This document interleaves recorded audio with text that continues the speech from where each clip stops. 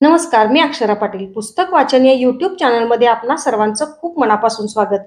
मित्रांनो, डॉक्टर विजया वाड यांची माझी अक्का ही कथा आज आपण वाचणार आहोत. तत्पूर्वी चॅनल सबस्क्राईब करायचं राहून गेलं असेल तर सबस्क्राईब करा आणि व्हिडिओ आपल्या मित्रमैत्रिणींना, नातेवाईकांना शेअर करून तो कसा वाटतो ते आवर्जून कमेंट बॉक्समध्ये कळवा. माझी अक्का. अक्काची गोष्ट सांगताना मन सारखं भरून येतं. आम्हा पाचही भावंडांची ती अतिशय लाडकी होती. आपला अवघा जीवन प्रवास मतिमंदांसमवेत करताना तिला स्वतःचं वेगळं विश्व उरलंच नाही. ध्यानी मनी प्रबोधिनी. मला आठवतं, मी इयत्ता तिसरीत होते. SSCचा बक्षीस समारंभ. सुप्रसिद्ध साहित्यिका मालतीबाई बेडेकर अध्यक्ष. अक्का पहिली. तिला 8 पैकी 7 विषयांची पहिली बक्षिसं. पनवेलचं KV कन्या विद्यालय टाळ्यांनी दुमदुमत होतं. आणि मग नगराध्यक्ष आबा पन्हाळे यांनी रजनी दातीरला बक्षीस जाहीर केलं. 1954 साली 100 रुपये. बक्षीस खूपच मोठं. मग अन्य 7 लोकांनी बक्षिसं दिली. मालतीबाई म्हणाल्या, मला वाटलं रजनीची बक्षिसं संपतात की नाही.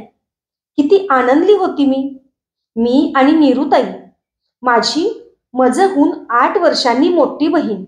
अक्का 9 वर्षांनी मोठी. आम्ही बक्षिसाचे पैसे घेऊन आलो. मी जिन्यातच थबकलो. माझे बाबा परचेस ऑफिसर म्हणून कार्यरत होते. अख्खा कुलाबा जिल्हा फिरत. त्यांना सरकारी गाडी, पट्टेवाला असा थाट होता. पण मुलाबाळांना फिरवायला त्यांनी स्वतःची गाडीही घेतली होती. हौस. आम्ही आईचा सौम्य नि बाबांचा फटाका आवाज ऐकला. 4 मुलं बरोबरीने शिकतायत. बेबी तेवढी छोटी. भागत नाही हो. ती गाडी काढून टाका. आम्हाला नको हौसमौज. मी आहे तोवर करा मौज. बाबा ओरडले. अक्कानी आम्ही वर धावलो. आईचे डोळे पुसत अक्का म्हणाली, 1500 रुपये बक्षीस मिळाले मला. हे घे, आता भांडू नका. किती सहजता. मी आहे तोवर करा मौज ही बाबांची भविष्यवाणी ठरली. पुण्याचे सिटी मॅजिस्ट्रेट असलेले माझे बाबा अचानक देवाघरी गेले. मी 6वीत. अक्का इंटरला. दोघे भाऊ ग्रॅज्युएट होऊन पोस्ट ग्रॅज्युएशन करीत होते. पण SP कॉलेजचे प्राचार्य घरी येऊन काय म्हणाले, रजनीला कॉलेजातून काढू नका. पण 42 वर्षाची गृहिणी असलेली माझी आई हतबल होती. बँकेत शिल्लक फक्त 3000. दोघे भाऊ 13व करून कामावर रुजू झाले नि अक्काने नागेश लिमये यांच्याशी विवाह केला. दादावर ओझं नको. 6 महिन्यात नीरूही विवाहित झाली. मोठ्या घरात राहिलेली, गाडी घोड्याची सवय असलेली, भरपूर मान बघितलेली अक्का अहमदाबादेत 2 खोल्यांचं मोकळं घर बघून म्हणाली, आपलं फर्निचर कुठं आहे. घेऊ ना हळूहळू. नागेशराव समजूत घालीत म्हणाले. हळूहळू तिला कळलं की नागेशराव आई बहिणींची हौस पुरविता निर्धन झाले होते. पण माणूसपणात ते कोणाशी हार जाणार नव्हते. निर्धन जरी मी करीतो ग प्रेम, सखे तुझवर निरंतर, शिकवीन तुला, सजवीन तुला, देऊन विद्येचा अलंकार. ही जणू प्रतिज्ञा. त्या साध्या टेलिग्राफिस्ट माणसाने अक्काला BA, MA, BEd पर्यंत शिकवलं. तिला अभ्यासाला वेळ मिळावा म्हणून घरकाम स्वतः केलं. आजच्या जमान्यातही बायकोच्या हुशारीचं इतके कौतुक करणारा नवरा अभावाने मिळेल. तिनेही त्या सर्व कष्टाचं चीज केलं. अक्का सर्व परीक्षांमध्ये पहिली आली. उच्चतम यश, अत्युच्च ध्येय, 101% प्रयत्न. गीतांजली ही गोड मुलगी झाली. आई तिला सांभाळी, पण ती ददनीची वाट बघत दरवाजात बसे. पण शिक्षण असं एकदाच पूर्ण झालं नि 34व्या वर्षी तिला ब्रेस्ट कॅन्सर झाला. डॉक्टर बोर्जेसनी तिला बरं केलं. त्यांनाच ती देवस्वरूप मानत असे. गोरी पान, नाकेली, मायाळू अक्का मी इंटरला उत्तमातले उत्तम गुण मिळवले तरी म्हणाली, विजू तू डॉक्टर होण्याचा हट्ट सोड. फार महागडा कोर्स आहे. दादा तुला शिकवतोय. पटकन BSc हो, लग्न कर आणि मग हवी तेवढी शिक. दादाला किती वर्ष खर्चात पाडणार ग. तुला सांगू, तुझं शिक्षण चालू आहे म्हणून बाळ होऊ देत नाही तो. किती थांबावं सांग. मी मुकाट्यानं BSc ला गेले. पुढे सासू कृपेने PhD झाले. तेव्हा आपल्या कानातल्या कुड्या अक्कानं माझ्या कानात घातल्या. ती म्हणजे कामाचा डोंगर होती. 35व्या वर्षी द्वितीय अपत्याचा विचार केला नि गौतम झाला. माझी दुसरी बहीण नीरू बालवर्ग चालवी. ती 2:15च्या गौतमला न्याहाळी. एकदा त्याने रांगोळी विस्कटली. ती म्हणाली, "आक्के, हे बरं नाही. चिमण्याच्या जीवासही सौंदर्य नासवू नये हे कळतं. त्याला डॉक्टरला दाखव." आणि मग डॉक्टर गिंडे यांनी तो मतिमंद आहे हे डिक्लेअर केलं. अक्काच्या पायाखालची जमीनच सरकली. तेव्हा ती पुष्पावतीमध्ये नाशिकात शिक्षिका होती. "हे बघा, तुम्ही नाशिकला शिक्षिका आहात ना, मग मतिमंदाची विशेष शाळा काढा.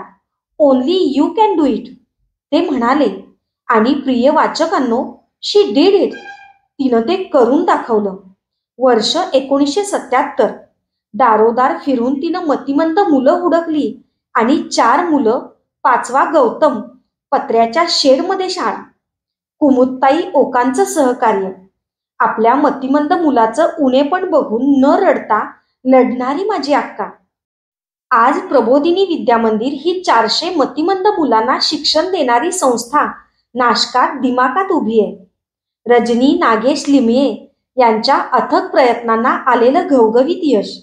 संस्थापक, संचालक, अध्यक्ष रजनीताई लिमये वयाच्या 45व्या वर्षी विशेष बालकांचा कोर्स पहिल्या नंबराने पास. कॅनडाचे जगन्नाथ वाणी यांनी घसघशीत 50 लाखांची देणगी दिली नि सातपूरला सुनंदा केले ही शाळा मतिमंदांसाठी उभी राहिली. शासनाने 4 एकरचा प्लॉट दिला नि मतिमंदांसाठी हॉस्टेल उभं राहिलं. जगन्नाथ वाणींनी अक्काला अमेरिका, कॅनडा इथल्या विशेष बालकांच्या संस्था दाखवल्या मी तिची व्याख्याने तिथं ठेवली. सारा सात्विकतेचा विजय, आनंदोत्सव. अक्काला राष्ट्रपती पुरस्कार, हिरकणी पुरस्कार, दलित मित्र पुरस्कार, सावित्रीबाई फुले पुरस्कार, लोकसत्तेचा सर्व कार्यशू सर्वदा पुरस्कार. किती किती मानाचे तुरे. पण ती लाल डब्यातून प्रवास करणारी, लोकलचे धक्के खात शाळेसाठी देणग्या मागणारी, बिडाच्या शेगड्या वापरणारी, पांढरी सुताडं जादा तर वापरणारी, कुणाचाही हेवा मत्सर न करणारी साधीसुधी लिमये बाईच राहिली. गतवर्षी तिला मुख्यमंत्री देवेंद्र फडणवीस यांनी 15 लाख रुपये शाळेस देऊन गौरविलं. साधना आमटेंसोबत अनोखे मातृदैवत म्हणूनही तिचा गौरव झाला होता. पण अक्काचे पाय सदैव जमिनीवर राहिले. खरं तर लेखन कलेचा वारसा मला अक्काकडून मिळाला, पण तिला लेखन वाढवायला वेळ मिळाला नाही. अष्टोप्रहर प्रबोधिनी, प्रबोधिनी आणि प्रबोधिनी हा असा घेतला अष्टोप्रहरी ध्यास अन केला हौसे अथक प्रचंड प्रवास. मतिमंदांसाठी आखली मोठी वाट अन त्यांच्या जीवनी आणली प्रसन्न पहाट, असं तिच्याबद्दल म्हणावंसं वाटतं. गौतम सारख्या 400 बालकांना तिनं जगण्याचा नवा आयाम दिला. मतिमंदत्व हा रोग आहे. तो कोणतेही गंडेदोरे, उपास तापास, साधू वैराग्यांचे आशीर्वाद यांनी बरा होत नाही. आपल्या बालकातील वैगुण्य धैर्यानं स्वीकारा आणि त्याला अधिकाधिक स्वावलंबी करा. ती सर्व निराश पालकांना धीर देई, त्यांचं समुपदेशन करी. मग सारं इतकं सुरळीत झालं का? Was it a fairy tale? नाही हो. तिलाच का सारे पुरस्कार, तिलाच का मान सन्मान म्हणून तिला खूपदा अपमानित केलं गेलं. पण ती कचरली नाही. परत परत ताट उभी राहिली. 1993 सालातली गोष्ट सांगते मी विराम घेते. माझ्या भाचीचं ठाण्याला लग्न होतं. ठाण्यातच म पा भावे हे प्रसिद्ध कवी राहत. माझ्या अक्काला म्हणाले, ये कविता ऐकायला. ते माझे मामे भाऊ. गौला माझ्या सांभाळाल ना ग विजू नीरू? नाना दादा लक्ष द्या हं. ती विश्वासाने गेली कविता ऐकायला. पण गौतमला आमची सवय कुठे होती. त्यांनी भोंगा लावला. गोंधळ. रागावून, लोभावून, खाऊची लालूच दाखवूनही तो ऐकेना. शेवटी घाबरून टेबलाखाली बसला. आमची पाचावर धारण. अक्का आली तर काय म्हणेल. थोड्या उशिरानेच ती आली. किती उशीर? आम्ही 2चे 2.5 तास झाले. त्यात काय. गौतमला तिने टेबलाखालून काढलं. तुमच्या जीवावर सोडला. पण माझं कमी बुद्धीचं लेकरू नाही ना 2.5 तास झेपलं. मी जीवनभर सांभाळते. तुम्ही कसले हे बहीण भाऊ? तुम्ही इतरांसारखेच बघे आहात. बघे. तिने प्रहार केले. कधी नव्हे ते. आम्ही रडलो. चौघेही. मग तीही गौतमला उरी धरून लढली. म्हणाली, आईस्क्रीम आणलं होतं हौसेनी तुम्हाला. घ्या खाऊन. त्याचं दूध कोल्ड्रिंक झालं. ती अक्का आता नाही. मला SSCला गणित शिकवणारी. माझे लांब मऊ केस मायेनं धुणारी. विंचरणारी. माझ्या साहित्यिक अक्षर यात्रेचं कौतुक करणारी. माझ्या लग्नात दादा नाना बरोबर आईस पैसे देणारी. माझं बाळणपण करणारी माझी माझी अक्का आता नाही. 16 जानेवारी 2018. अखेरचा श्वास. शेवटी प्रत्येकालाच विश्रामधामात जायचंय मित्रांनो. पण रजनी लिमियेबाईंनी नेत्रदान केलं. देहदान केलं. आपल्या लाडक्या 6 महिने सतत भक्त पुंडलिक बनून सेवा करणाऱ्या गीतांजलीचा मुका घेतला नि देह ठेवला. अक्का, तुझ्यासारखे कर्मयोगी तपस्वी कधीच मरत नाहीत ग. त्यांचं काम त्यांच्या पाऊल खुणा जपत राहतं. उरी पोटी. धन्यवाद. अशाच नवनवीन आणि विविध विषयांवरच्या कथा, कविता आणि पुस्तक वाचनासाठी पुस्तक वाचन बाय अक्षरा पाटील हे चॅनल सबस्क्राईब करून व्हिडिओ कसे वाटतात ते कमेंट बॉक्समध्ये जरूर कळवा. थँक्यू.